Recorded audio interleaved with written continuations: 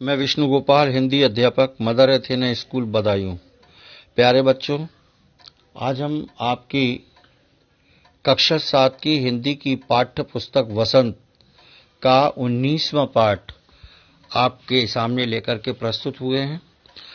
पाठ का नाम है आश्रम का अनुमानित व्यय। इस पाठ में जैसा कि आप चित्र में भी देख रहे हैं, मोहनदास करमचंद गांधी इनसे सभी परिचित हैं।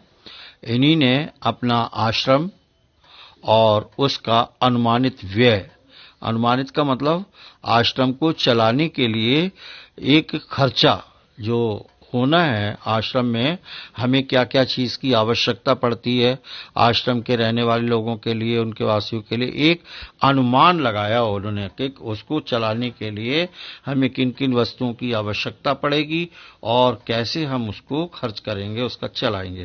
तो उनके विषय में ये सारा लेखा जोखा जो है, आश्रम का अनुमानित व्यय का मतलब है लेखा जोखा रखना। पाठ देखिए, उनके द्वारा लिखित है।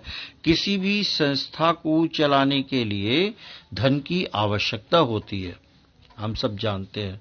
तो वो एक ऐसी ही संस्था गांधी जी द्वारा अहमदाबाद में स्थापित आश्रम था। संस्था की स्थापना के संदर्भ में गांधी जी ने उसके परिचालन हेतु व्यय का जो लेखा जोखा तैयार किया, वही इस प्रस्तुत पाठ में वर्णित किया जा रहा है, वही उसी का वर्ण विषय है। आइए पाठ को विस्तार से पढ़ते हैं और उसके बारे में जो गांधी जी ने अपना लेखा जोखा तैयार किया था, जो व्यवस्था बनाई थी, उसके विषय में जानते हैं।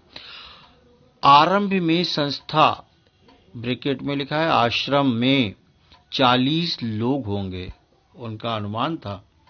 कुछ समय में इस संख्या के 50 हो जाने की संभावना है। 50 लोग तक भी हो सकते हैं। हर महीने औसतन 10 अतिथियों के आने की संभावना है। इनमें 3 या 5 सपरिवार, परिवार का मतलब, सपरिवार का मतलब परिवार के साथ होंगे, जिनके पूरा परिवार साथ में होगा। इसलिए स्थान की व्यवस्था ऐसी होनी चाहिए कि परिवार वाले लोग अलग रह सकें और शेष एक साथ। इसको ध्यान में रखते हुए 3 रसोई घर हों और एक मकान कुल 50,000 वर्ग फुट क्षेत्रफल में बने तो सब लोगों के लायक जगह हो जाएगी। ये उन्होंने अपना अनुमान लगाया। इसके अलावा 3,000 पुस्तकें रखने लायक पुस्तकालय और अलमारियां होनी चाहिए। वो अपना सोच रहे थे कितना कितना क्या क्या होना चाहिए।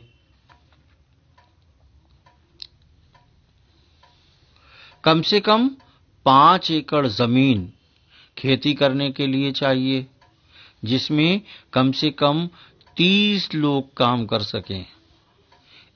इतने खेती के औजार चाहिए। जब काम करेंगे, खेती करेंगे, तो उसके लिए औजार भी आवश्यक हैं। इनमें कुदालियां, फावड़ों और खुरपों की जरूरत होगी। बढ़ईगीरी के निम्नलिखित औजार भी होने चाहिए। 5 बड़े हथौड़े, 3 वसूले, 5 छोटी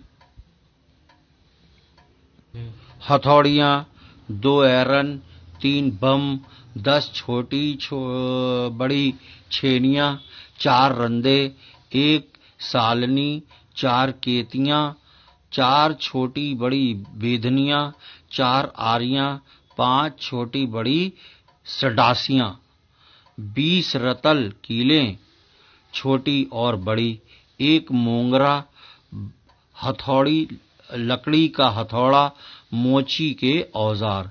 विभिन्न प्रकार से संबंधित जो भी चीजों की आवश्यकता थी, उसकी उन्होंने एक सूची तैयार कर ली। क्या क्या चाहिए, किस किस काम में कौन कौन सी चीजें आती हैं, उन्होंने सबकी एक सूची तैयार की। मेरे अनुमान से इन सब पर कुल 5 रुपया खर्च आएगा। इतनी चीजें जो उन्होंने लिखी, उस समय के हिसाब से बच्चों, आज के हिसाब से नहीं। आज तो एक भी चीज आपको 5 रुपए की नहीं मिलेगी। तो उस समय के हिसाब से लगभग इतनी चीजों का खर्चा उन्होंने जोड़ा कि 5 रुपए का खर्चा हो जाएगा। रसोई के लिए आवश्यक सामान पर 150 रुपए खर्च आएगा। 150 रुपए का खर्चा उन्होंने बताया। स्टेशन दूर होगा तो सामान को या मेहमानों को लाने के लिए बैलगाड़ी चाहिए। उस समय बैलगाड़ियां चला करती थी, तो बैलगाड़ियों पर सामान लद करके आएगा। मैं खाने का खर्च 10 रुपए मासिक प्रति व्यक्ति लगाता हूं। अनुमान किया एक व्यक्ति पर महीने भर में लगभग 10 रुपए का खर्चा होगा। मैं नहीं समझता कि हम ये खर्च पहले वर्ष में निकाल सकेंगे। वर्ष में औसतन 50 लोगों का खर्च 6,000 रुपए आएगा। 50 लोगों का जो खर्च वार्षिक होगा एक साल का, उसमें 6,000 रुपए पूरे उसका खर्चा आएगा। मुझे मालूम हुआ है कि प्रमुख लोगों की इच्छा ये है कि अहमदाबाद में यह प्रयोग 1 वर्ष तक किया जाए। यदि ऐसा हो तो अहमदाबाद को ऊपर बताया गया सब खर्च उठाना चाहिए। मेरी मांग तो ये भी है कि अहमदाबाद मुझे पूरी जमीन और मकान सभी दे दे और बाकी खर्चे मैं कहीं और से या दूसरी तरह जुटा लूंगा। अब चूंकि विचार बदल गया है, इसलिए ऐसा लगता है कि 1 वर्ष का या इससे कुछ कम दिनों का खर्च अहमदाबाद को उठाना चाहिए। यदि अहमदाबाद 1 वर्ष के खर्च का बोझ उठाने के लिए तैयार न हो तो ऊपर बताए गए खाने के खर्च का इंतजाम मैं कर सकता हूं। चूंकि मैंने खर्च का ये अनुमान जल्दी में तैयार किया है, इसलिए ये संभव है कि कुछ मदें मुझसे छूट गई हों। जल्दी में कुछ ना कुछ किसी न किसी चीज की भूल हो जाती है, और जब भूल हो जाती है, याद आती है, सामान आता है, तो फिर वो उसका खर्चा भी ऊपर नीचे हो जाता है, कम और ज्यादा हो जाता है। इसके अतिरिक्त खाने के खर्च के सिवा मुझे स्थानीय स्थितियों की जानकारी नहीं है, इसलिए मेरे अनुमान में भूलें भी हो सकती हैं। देखिए बॉक्स में मैं आपको पढ़ के सुना दूं। अहमदाबाद में स्थापित आश्रम का संविधान स्वयं गांधी जी ने तैयार किया था। इस संविधान के मसौदे से पता चलता है कि वो भारतीय जीवन का निर्माण किस प्रकार करना चाहते थे। आगे आइए इधर देखिए। यदि अहमदाबाद सब खर्च उठाए तो विभिन्न मदों में खर्च इस तरह होगा। किराया बंगला और खेत की जमीन, किताबों की अलमारियों का खर्च, बढ़ई के औजार, मोची के औजार। बच्चों आप देख रहे हैं एक सूची तैयार है, इसमें घरेलू सामान लिखा है, यानी घरों में इस्तेमाल होने वाले कौन कौन सी चीजें, रसोई की कौन सी चीजें हैं, वो सब उन्होंने सोच सोच करके इसमें लिखी हैं कि 4 पतीले 40 आदमियों का खाना बनाने योग्य, 2 छोटी पतीलियां 10 आदमियों के योग्य, 3 पानी भरने के पतीले या तांबे के कलशे, 4 मिट्टी के घड़े, 4 तिपाइयां, 1 कड़ाही, 10 रतल खाना पकाने योग्य, 3 कलछियां, 2 आटा गूंदने की परातें, 1 पानी गर्म करने का बड़ा पतीला, 3 केतलियां, 5 बाल्टियां या नहाने के का पानी रखने के बर्तन, 5 पतीले के ढक्कन, 5 अनाज रखने के बर्तन, 3 तइयां, 10 थालियां, 10 कटोरियां, 10 गिलास, 10 प्याले, 4 कपड़े धोने के टब, 2 छलनियां, 1 पीतल की छलनी, 3 चक्कियां, 10 चम्मच, 1 करछा, 1 इमामदस्ता मूसली, 3 झाड़ू, 6 कुर्सियां, 3 मेजें, 6 किताबें रखने की अलमारियां, 3 दवातें, 6 काले तख्ते, 6 रैक, 3 भारत के नक्शे, 3 दुनिया के नक्शे, 2 बंबई अहाते के नक्शे, 1 गुजरात का नक्शा, 5 दुनिया के नक्शे, 2 बम्बई अहाते के नक्शे, 1 गुजरात का नक्शा, 5 हथकरघे, बढ़ई के औजार, मोची के औजार, खेती के औजार, 4 चारपाइयाँ, 1 गाड़ी, 5 लालटेन, 3 कमोड, 10 गद्दे, 3 चैम्बर पॉट, 4 सड़क की बत्तियां। वैशाख बदी 13 मंगलवार 11 मई 1915 को उन्होंने ये तैयार किया।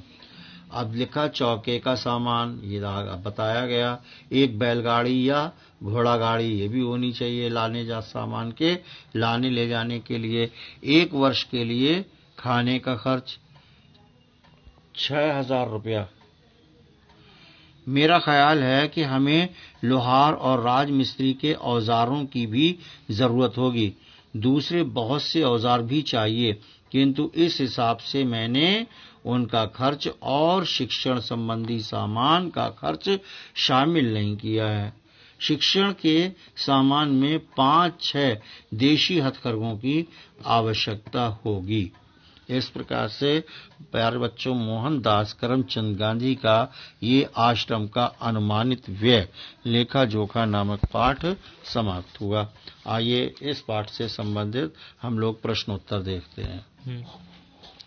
प्यारे बच्चों, कक्षा 7 हिंदी वसंत पाठ 19 आश्रम का अनुमानित व्यय, ये आप प्रश्न अभ्यास इसके देख रहे हैं।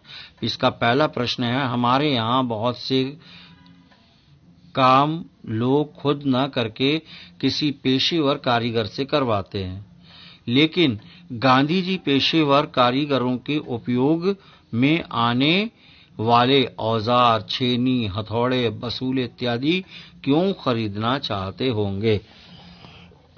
उत्तर देखेंगे, हमारे यहाँ बहुत से काम लोग खुद न करके किसी पेशेवर कारीगर से करवाते हैं। लोगों की इसी मनोवृत्ति को परिवर्तित करने के लिए, उन्हें स्वयं सेवा के कर्म में दीक्षित करने के लिए गांधी जी छेनी, हथौड़ा और बसूला आदि खरीदना चाहते होंगे। गांधी जी अपने आश्रम के अनुमानित व्यय को सफल बनाने के उद्देश्य से आश्रम में आने वाले हर व्यक्ति को स्वावलंबी तथा आत्मनिर्भर बनाना चाहते होंगे। प्रश्न नंबर 2 देखेंगे बच्चों।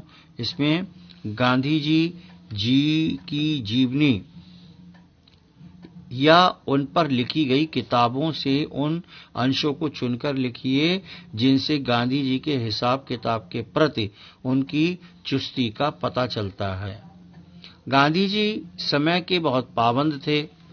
वे बचपन में हमेशा समय से स्कूल जाते थे और छुट्टी होते ही सीधे घर वापस आ जाते थे।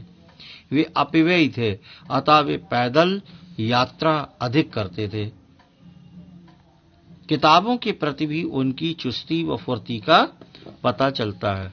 प्रश्न संख्या 3 है, इस अनुमानित बजट को गहराई से पढ़ने के बाद आश्रम के उद्देश्यों और कार्य प्रणाली के बारे में क्या-क्या अनुमान लगाए जा सकते हैं?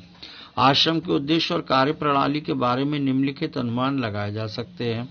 पहला है स्वावलंबन की भावना उत्पन्न करना। दूसरा, लोगों को परिश्रमी तथा उद्यमशील बनाना। चौथा, लोगों का सादा जीवन जीने की सलाह देना। और चौथा है कम खर्च करने की आदत डालना। पांचवा, कृषि कार्य में लोगों को दक्ष बनाना। और छठा, श्रम के प्रति सम्मान की भावना जगाना। कार्य प्रणाली इसकी है। कार्य प्रणाली के बारे में कहा जा सकता है कि ये अपनी आपसी सहयोग पर चलेगी। सब लोग अपना कार्य स्वयं करेंगे। गृह कार्य के 2 प्रश्न आपके समक्ष हैं। निम्नलिखित शब्दों में से प्रत्येक प्रत्यय और मूल शब्द अलग करना है। इन शब्दों में से प्रत्यय कौन सा है और मूल शब्द कौन सा है, दोनों को अलग करना के लिखना है। जैसे प्रमाणित, व्यथित, द्रवित, मुखरित, झंकृत, शिक्षित, मोहित और चर्चित। प्रश्न संख्या 2 देखें, निम्नलिखित शब्दों में से प्रत्यय और मूल शब्द अलग अलग लिखिए। मौखिक, संवैधानिक, प्राथमिक, नैतिक, पौराणिक, दैनिक। प्यारे बच्चों, इस तरह से आपने देखा कि इस पाठ के सभी प्रश्नोत्तर भी आपने पढ़ लिए हैं। आशा है आपको ये सब समझ में आया होगा। आइए अगली वीडियो में हम आपसे पुनः मिलते हैं। तब तक के लिए जय हिंद, जय भारत।